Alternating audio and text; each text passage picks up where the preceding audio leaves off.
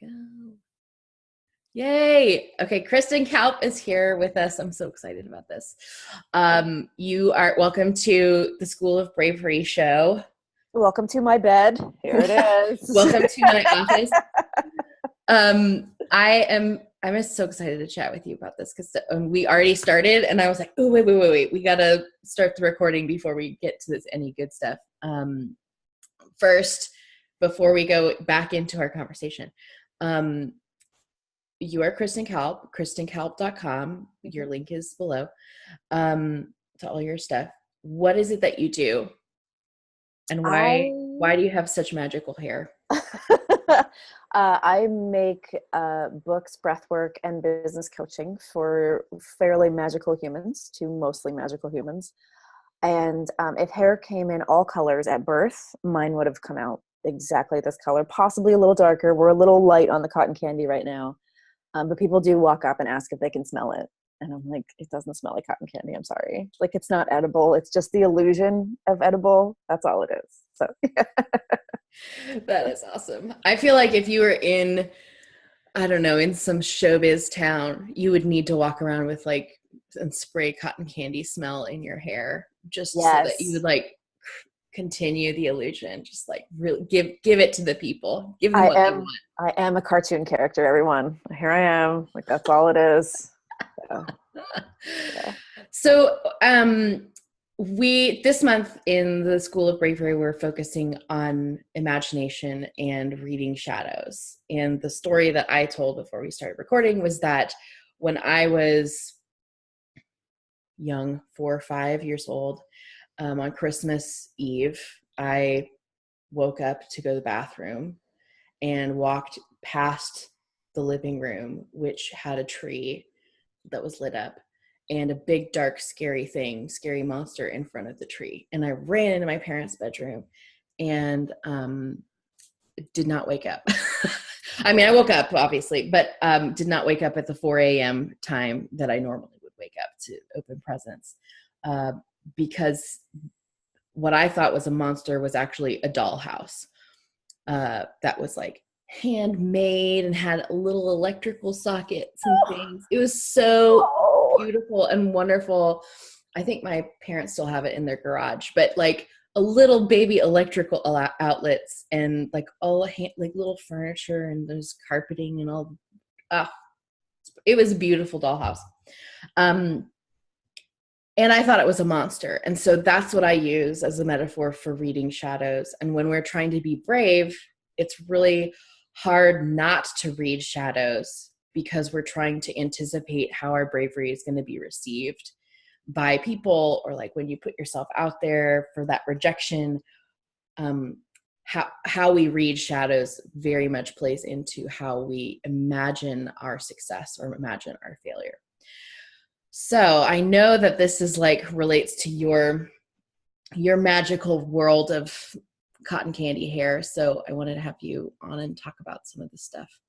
Do you have any initial thoughts?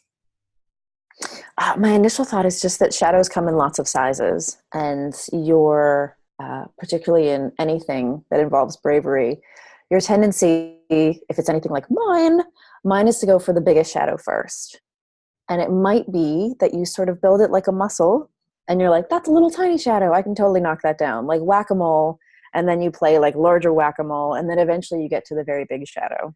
It's actually a much easier way to do life than to just go for the biggest, scariest first. And then you're like, oh God, that was terrible. And it takes you down for a long time. And by the time you come back up, it's even bigger and even scarier. And so it sounds to me a lot like let's play whack-a-mole. People, especially entrepreneurs, are really scared to communicate. They're scared to be vulnerable online. They're scared to say anything true. It's so much easier to retweet, repost, let someone else be brave, and then I'll just be like, oh, look, I believe in what they say. Yeah. And the truth is that you don't have to be 100% vulnerable. You don't have to go from talking about nothing and being quote unquote professional to talking about the status of your OBGYN visit and how it went. There's a spectrum of shadow in there, but there's also a spectrum of just vulnerability in there. Because I think shadow is in some way tied to vulnerability. And if you can't be vulnerable with yourself first, you shouldn't be being vulnerable with other people. That's going to go horribly awry in ways you can't even imagine. Yeah, totally. In my book, Bare Naked Bravery, and in the School of Bravery also, there are 3 main ingredients for bravery: vulnerability, imagination, and improvisation. And each of those 3 have sub-ingredients. And reading shadows is a sub-ingredient of imagination. So of course it has to do with vulnerability. I mean, like when we are anticipating something that we don't know the answer to, right away, we already are vulnerable, because we are exposed in some way to a weakness, that lack of knowledge, or lack of assuredness, even if we swear up and down that it's a monster, right? we feel very confident, we are still vulnerable because we are like in full belief of something that is false.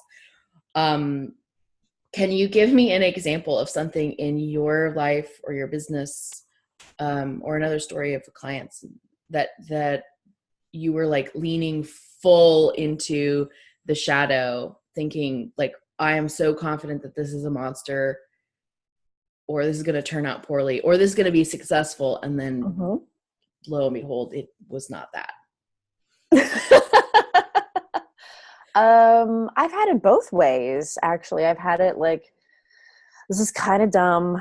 Nobody actually wants this. This is a total waste of time. And have it be like a really big, like 6-figure earning product that I was just sort of like, okay, which becomes a shadow of its own because I wasn't all that interested in it to begin with. And then people want you to be the expert talking about the thing. And I'm like, guys, this is actually really basic and boring to me.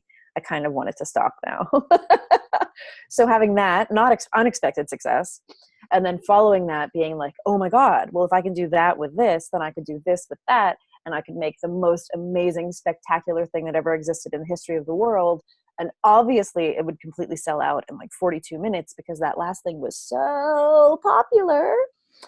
And that turned into an event that cost me like my marriage and $43,000 in debt.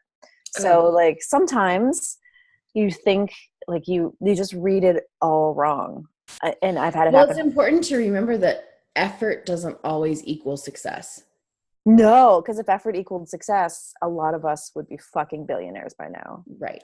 Like, it's not just and yet trying hard. And like we logically know that, but yet when we are in the midst of like we're in the trenches, that piece of logic is kind of a hard one to come by. Oh yeah, like the answer is always like double down, work harder, be more pro, streamline the whole thing, more systems, more effort, more work, more productivity. And it's often, that's a shadow that I think our culture reads wrong. But it's often, if you would just step away for a moment or a few moments or a full 24 hours without a phone, things could be very different. And you could see the whole thing from a different angle really, really quickly. I have this past couple of days, because I just moved to Nashville, and I, after like a month of full travel and conference going and networking and driving a lot of hours and lots of travel and everything, so like running full tilt, I got here and wanted to jump right back into School of Bravery stuff, all like so hardcore. Like mentally, I wanted to be doing all the work, but so tired. Really tired.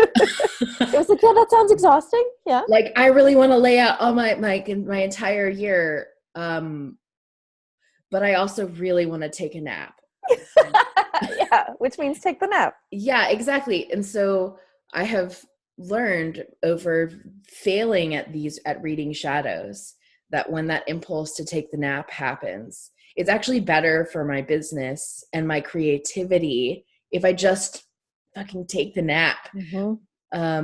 Because what happened this last weekend was, while I'm taking a nap, I have like my subconscious is able to like make those connections that needed to be made. And I've actually like in my head already got the year planned out in my head. So I don't have to do I don't have to physically do the work in order to have the work done. Yes. Like if you make space and time, it will often come to you as, like, for lack of a better term, a download. And then your job is just to run to paper so you can catch it like before it, because you're not going to remember it later. Just write it all down. And then you're like, oh my God, that would have been so many hours of just like pulling and pulling, instead of like, oh no, it's just time for it to come out now. Mm-hmm. Mm-hmm. I know in the songwriter realm, like just voice memos are the thing, like constantly voice memoing yourself. That makes perfect sense. Because you're like, this happened yesterday. As I was getting in the shower, I was humming something, whatever it is. Maybe it's this thing that I have yet to create. But humming something was like, oh, I really love that melody, and just grab my phone. And I thought, like, can I remember that while I take a shower? No, I can't. So I like answer. ran through the apartment totally naked, trying to find my phone so I could like sing it into the phone and then go take a shower. Yes, because brain always lies and is like, you're totally gonna remember this in the morning. Like, I swear, I promise. And I'm like, it never ever. I'm getting my teeth. That's what this kerfuffle is. It's always lying. It's 100% lying. And I wake up and I'm like, that I don't remember anything. Right. It's gone now. It's gonna have to come back and visit me at a different time. Mm-hmm. It's gone now. So if you don't want to talk about this, I'm totally game for you to say I'd rather not. But let's talk a little bit about what it was like to lose that money and the marriage to reading a shadow. Yeah. I'm surprised that you were like, okay, so anyway, I'm like, all right, well, that's okay. That was not interesting then. No, it's interesting. I just knew we had to like get there. The marriage was doomed to failure, and I'm actually really grateful that the financial pressure brought every last shadow that was in that relationship out, and it was all like, oh, this is the great myth about marriage is that it takes effort. It just takes so much work, and it's just constant work, and it's work. And the secret is that, like, it takes attention, but if it's 100% work, it's no longer a marriage. It's just like it's a failed creature. It's a dead creature. Any creature that's just 100% effort is a dead creature, regardless of how much you try and revive it. So we acknowledge that the marriage was dead. That did not go as planned, but it turned out all right. And then the money part, I legitimately don't recall. There were about 6 months between saying I want a divorce and when I met my now partner of like 4 years. I legitimately don't recall a single thing, but I do know that I continued to earn the money that I needed to earn. I know that within a year I had paid the money back. I know that I didn't do anything shady or weird. I didn't like suddenly embezzle funds from somewhere. Some part of me just went into the purest survival mode possible and was able to just get me through and keep getting me through. And I would say that the emotional reverberations of that, I probably didn't process for a good year or two, because I was just in such like bunker mode. We must survive this. It has all gone horribly awry. This is so wrong. Well, I wonder, I mean, I'm sure there's some science to this. I just don't know it yet. But I wonder if there is something to that bunker mode, because I have been in similar seasons of my life, like, holy shit, stuff has hit the fan, and like, let's just do the next thing, and then do the next thing. And after all the interviews that I did for my book, I hear that a lot, that like when it becomes crunch time, if you ask someone who's gone through that crunch time what happened or how they went through it, they don't really know, because they're in a shadow season, right? You just survive it. And you don't necessarily get a whole lot of wisdom on the other side, except I survived and I'm not going to do that again. Like that particular mistake, I'm not going to make again. That's all I've got in that realm. But I feel like it's so forgiving that our psyches don't remember that. Like, oh my God. Thank God. You know? Yes.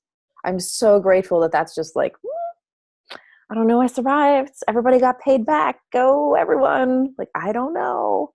Yeah. And the shame around it, like, I didn't talk about it. That was 4 years ago.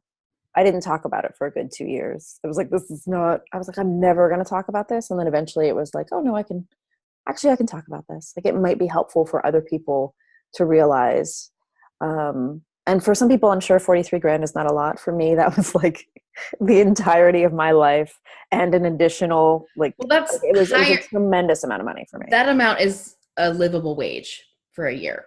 Yes. Yes. It's about the average of what a person in the United States makes in a year. Right. And that was just debt. That was not in addition to like, oh, so I have to keep eating. Right. So yeah, it was a tremendous amount of money. And I did it. And you come out braver on the other side with like, one, perhaps don't risk that much money again, because it wasn't investor money. It wasn't backed by like the Shark Tank people. Yeah. You know what I mean? Like, it was just mine. Right.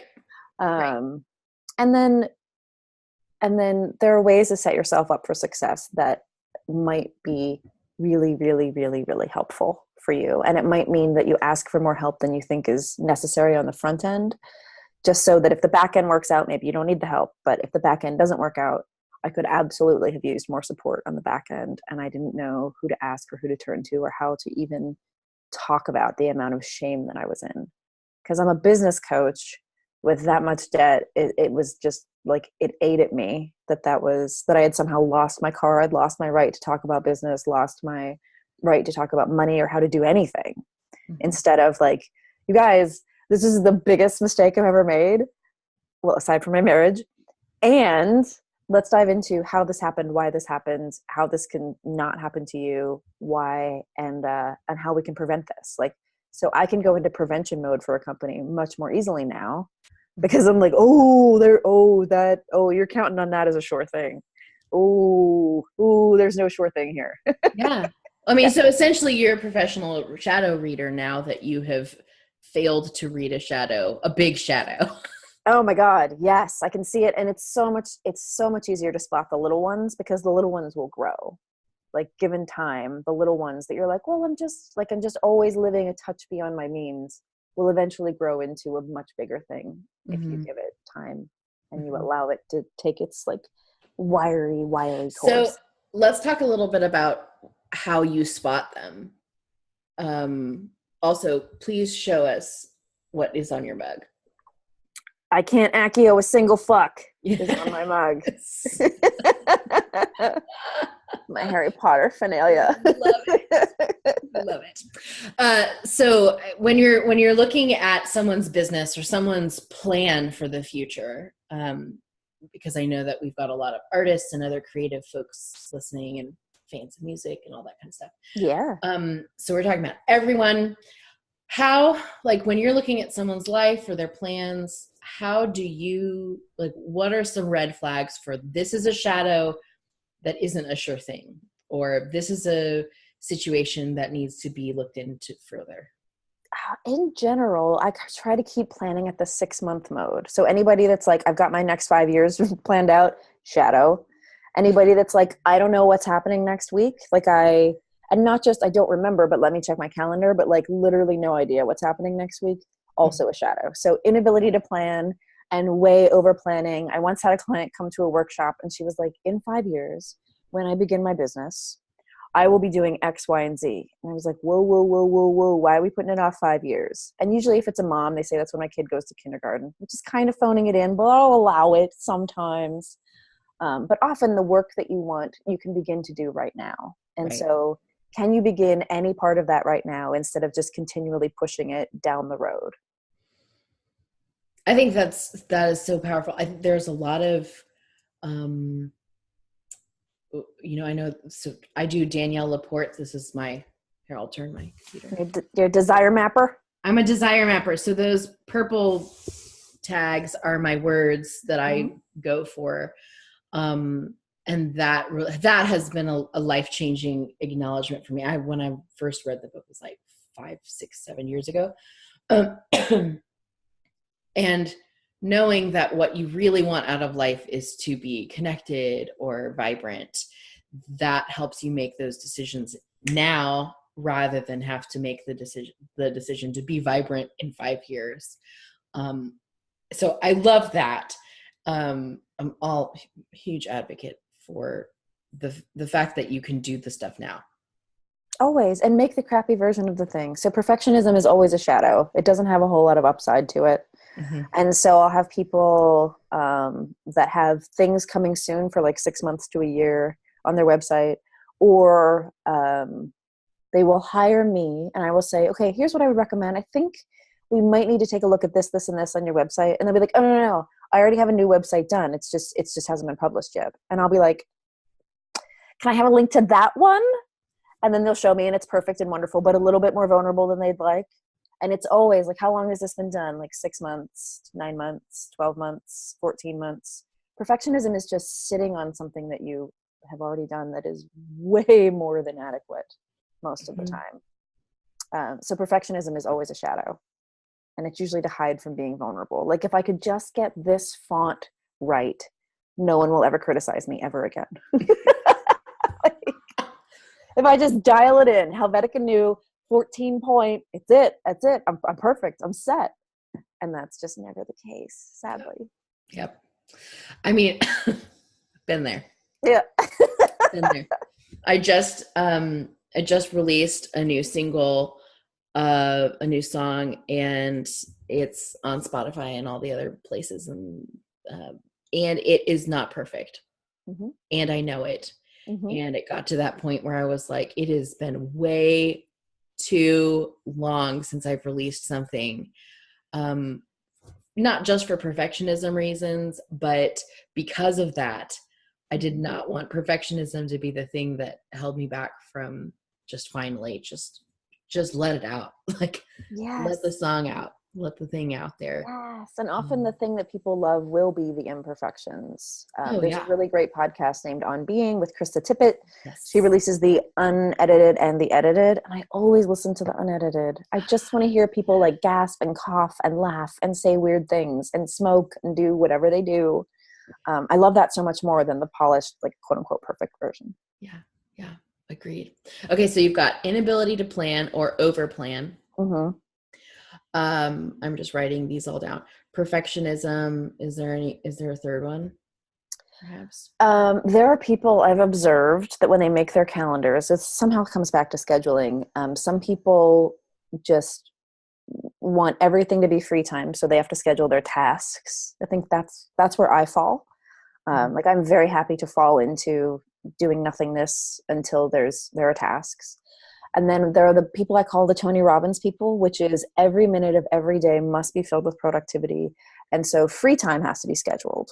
So it's helpful. That's not a judgment either way. It's just knowing which one you are. So often I will help the Tony Robbinsers and those types to put free time on the calendar first, and help the people that are not good with structure to be like, okay, but these things really have to get done every day.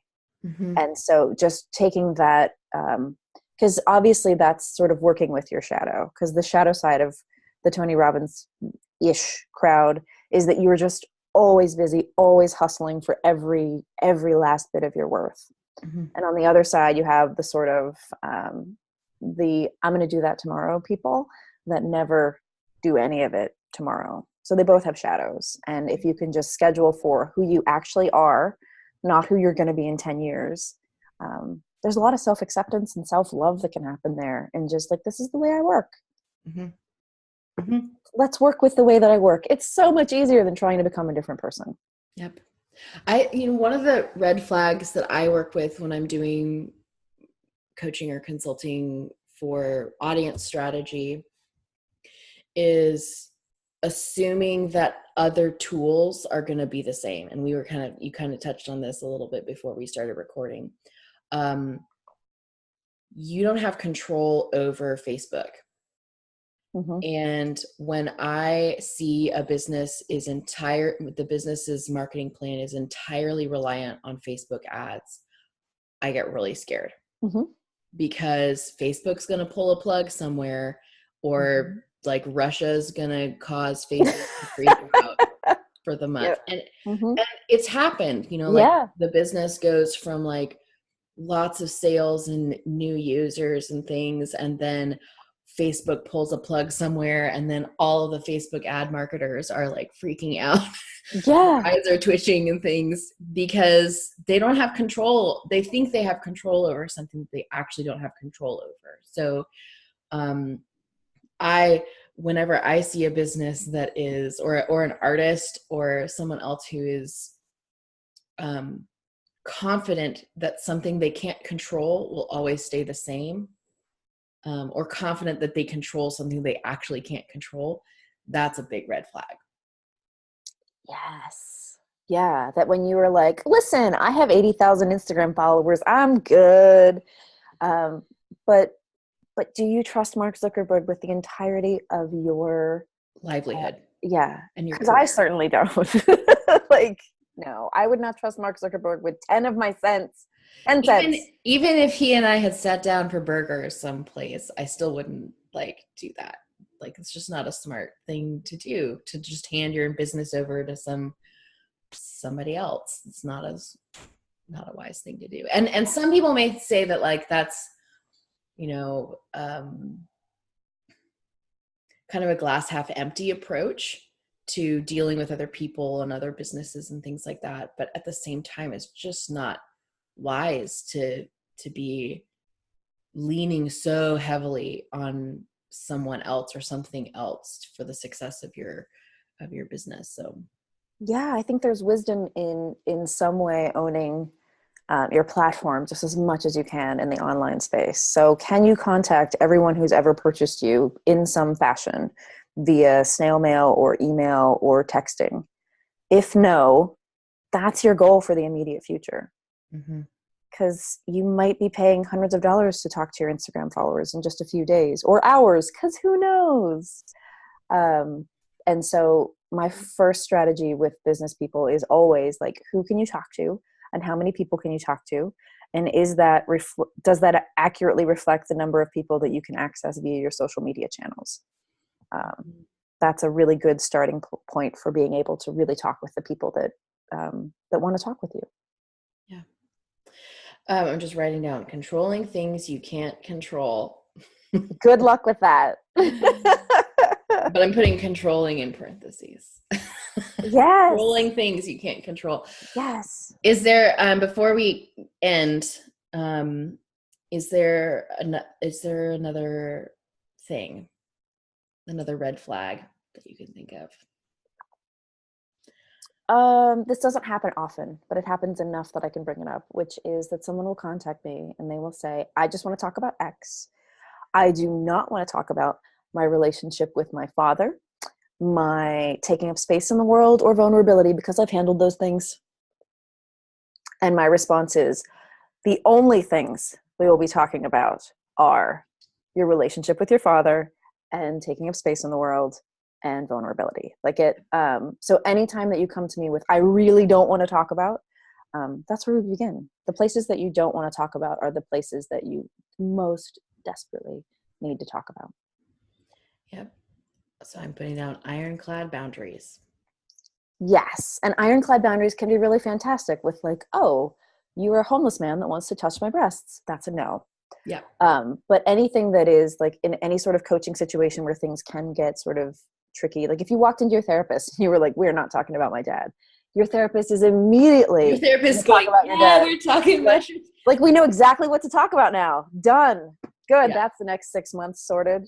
Right. So being aware of any of those places that you're like, oh, we are not talking about that.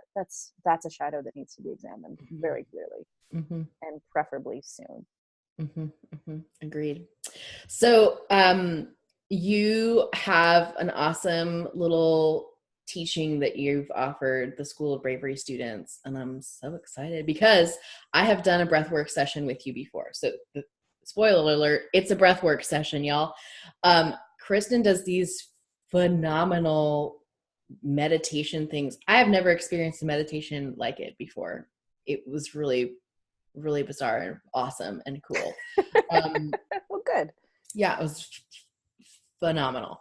And so in the School of Bravery, every month we have a guest expert. Kristen is our guest expert for the month.